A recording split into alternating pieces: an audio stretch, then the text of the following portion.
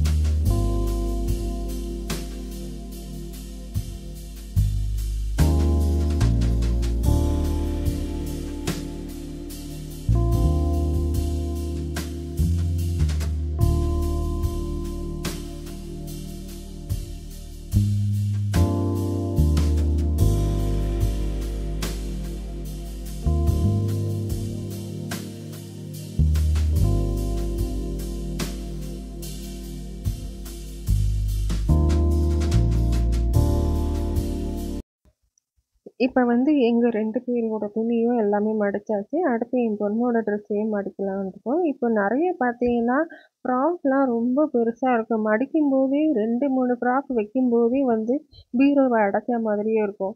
So இந்த மாதிரி திக்னெஸ்ஸா இருக்கும். நம்ம ஒரு 4 ட்ரெஸ் வச்சோனே டக்குன்னு பீரோவே அடைச்ச மாரி ஆயிடும். ஸோ அதையும் வந்து நல்லா எவ்வளோ டைட்டா நம்ம சுருட்ட முடியுமோ, அவ்வளோ டைட்டா சுருட்டிட்டு, நல்லா ஸ்ட்ரெயிட்டா எடுத்து ஃபோல்ட் பண்ணிட்டு, அத அப்படியே ரப்பர் பேண்ட் போட்டு க்ளோஸ் பண்ணிட வேண்டியதுதான்.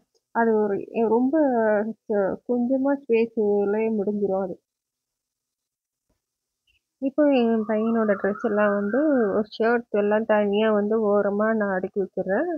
அடுத்து இந்த சைடுல பார்த்தீங்கன்னா, டீ ஷர்ட் எல்லாமே இந்த பக்கம் அடுக்கி வச்சுடுறேன். அதுக்கப்புறம் ட்ரவுசரு, அதுக்கப்புறம் பேண்ட் எல்லாம் வந்து இப்படி லைனா வந்து அடுக்கி வச்சுருவேன். இப்போ ஒரு ஒரு துணி எடுக்கும்போதும் பாருங்க, அது வந்து மத்த துணியும் கலையாமலே இருக்கு.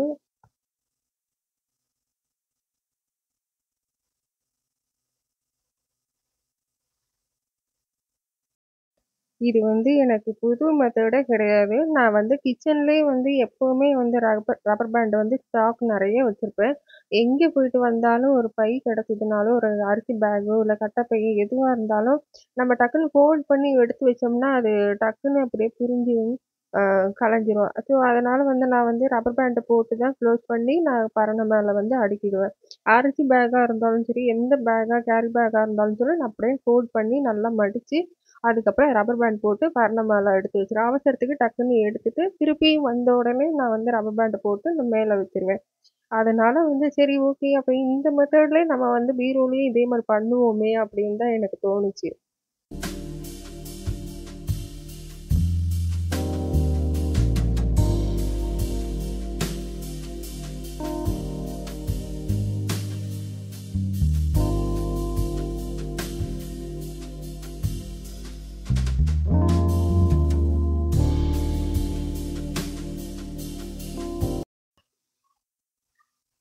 அடுத்தது பார்த்தீங்கன்னா, நைட்டி எல்லாம் வந்து ஒரு ஷெல்ஃப்ல மேல வச்சுருவேன். அடுத்தது வந்து கீழ பார்த்தீங்கன்னா, சுடிதார்ஸ் டாப்ஸு, குர்த்தி டாப்ஸ் எல்லாம் பேண்ட்டு இந்த மாரி எல்லாம் தனித்தனியா வச்சுடுறேன். உங்களுக்கு எப்படி வேணுமோ அந்த மாரி வந்து பிரிச்சு வச்சுக்கோங்க. இப்ப பாருங்க ஒரு ஒரு துணி எடுக்கையில பார்த்தீங்கன்னா, மத்த துணியே எதுவுமே கலையாம இருக்குது.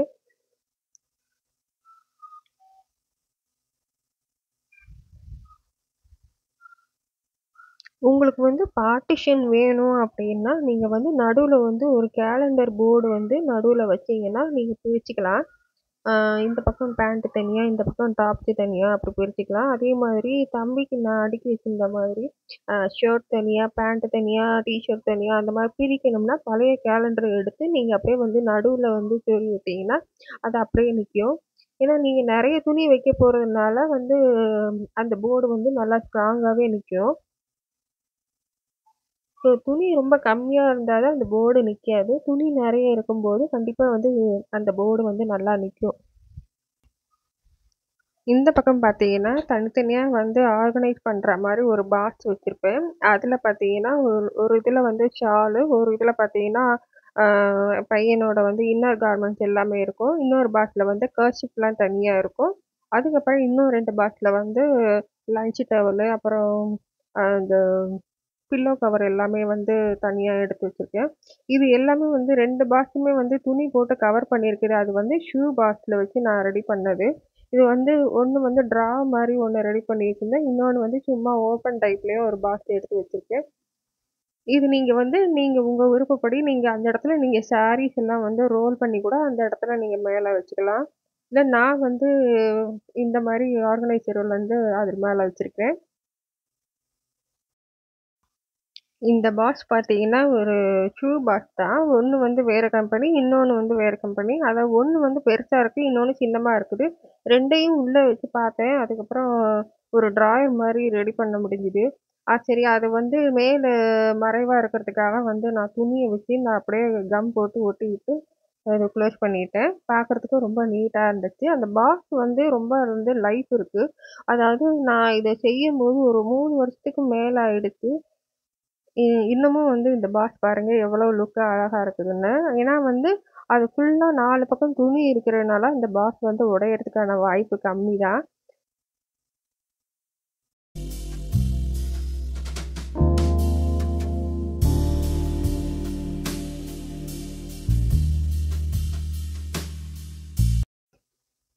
இதுவும் ஒரு ஷூ பாக்ஸ் தான். அதையும் அதே மாரி துணி ஒண்ணு போட்டு ஃபுல்லாவே கவர் பண்ணி கம் போட்டு ஒட்டி விட்டேன்.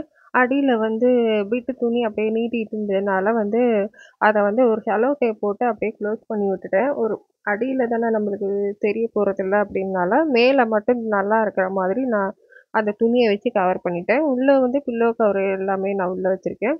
அடுத்தது பார்த்தீங்கன்னா, ஷால் எல்லாமே நான் வந்து ரோல் பண்ணி உள்ள வச்சு அமுக்கிட்டேன்.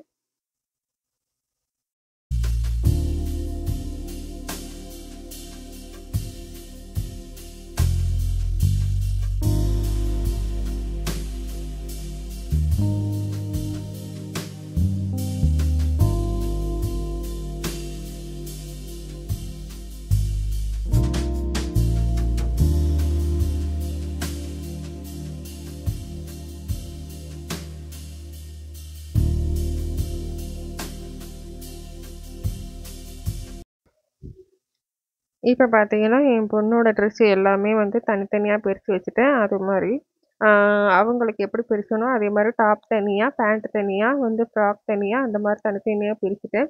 எல்லாமே வந்து ரொம்ப உள்ள தள்ளாம வந்து கொஞ்சம் வெளியில இழுத்து தெரியிற மாரி, விசிபிளா தெரியிற மாரி வச்சீங்கன்னா, எடுக்க ரொம்ப ஈஸியா இருக்கும்.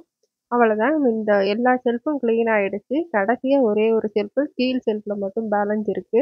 இப்ப அதை வந்து நான் ஃபுல்லாவே வந்து பெரிய பெரிய ஃப்ராக்கு, ஸ்வெட்டரு, அப்புறம் என்னோட சில்க் சாரி எல்லாமே அதுல இருக்கு. அத வந்து எல்லாமே நான் மறுபடியும் இழுத்து போட்டு நான் ஆர்கனைஸ் பண்ண போறேன்.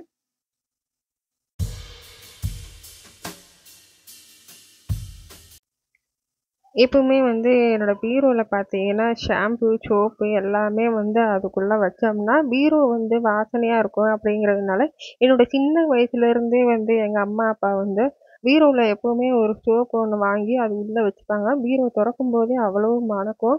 முன்னாடிலாம் லக்ஸ் சோப் வாங்குவாங்க. அந்த லக்ஸ் சோப்போட வாசனை ரொம்ப நல்லாருக்கும். அதே பழக்கம் வந்து எனக்கும் இருக்கு. இப்ப வந்து எந்த சோப்பு வாங்குனாலும் நம்ம பீரோல வச்சோம்னா, அந்த பீரோலயே நல்லா வாசனையா இருக்கும். இப்ப வந்து என்னோட சாரீஸ் எல்லாமே எடுத்துட்டேன். அதெல்லாம் வீடியோ போடல. நான் வந்து எல்லாத்தையும் ஃபோல்ட் பண்ணி அந்தந்த சாரீக்கு அந்தந்த ப்ளவுஸ் போட்டு நான் ரோல் பண்ணி 2, 2 ரப்பர் பேண்ட் போட்டு க்ளோஸ் பண்ணி வச்சுட்டேன். அதே மாரி பெரிய பெரிய ஃப்ராக்லாம் பார்த்தீங்கன்னா, ரொம்ப பெருசா இருந்துச்சு. இப்ப பாருங்க அது வந்து ரப்பர் பேண்ட் போட்ட உடனே எவ்வளோ சின்னமாயிடுச்சு. இப்ப எல்லாம் ஸ்வெட்டரு, கவுனு எல்லாமே வந்து ரப்பர் பேண்ட் போட்டேன். எல்லாமே பெருசா இருக்கிறனால 2, 2 ரப்பர் பேண்ட் போட்டு நான் போட்டேன். இப்ப வந்து எல்லாத்தையும் ஆர்கனைஸ் பண்ணிடலாம். இப்ப வந்து அதோட செட் வைஸா இருக்கிற சாரி, ப்ளவுஸ் எல்லாமே அதுக்குள்ளேயே வச்சு நான் க்ளோஸ் பண்ணிட்டேன். நான் வந்து கொஞ்சமா தான் சாரி எல்லாம் எடுத்து வச்சிருக்கேன். இம்பார்ட்டன்ஸ் மட்டும் எடுத்துட்டு வந்து வச்சிருக்கேன். ஏன்னா வந்து நான் வாடகை வீட்ல இருக்கிறதுனால, நான் கொஞ்சமா எல்லாமே வந்து எடுத்துட்டு வந்திருக்கேன். மீதி எல்லாம் நெறைய சாரீஸ் எல்லாம் வந்து என்னோட ஊர்ல இருக்குது. எல்லாமே அங்கேயே ஒரு பீரோல எடுத்து வச்சிருக்கேன். இது வந்து ஒரு அவசரத்துக்கு தேவைங்கிற சாரி மட்டும் நான் ஒரு 10லேருந்து 20 சாரி மட்டும் எடுத்து வச்சிருக்கேன். இப்ப அதுல தேவையான இன்ஸ்கர்ட் எல்லாத்தையும் நான் வந்து உள்ள எடுத்து வச்சுட்டேன். அப்புறம் வந்து காமனா யூஸ் பண்ற சாரி, ப்ளவுஸ் எல்லாமே அதுவும் தனியா வந்து ரப்பர் பேண்ட் போட்டு எடுத்து வச்சுட்டேன். இப்போ ஓவரால் வந்து எல்லா வேலையும் முடிச்சாச்சு.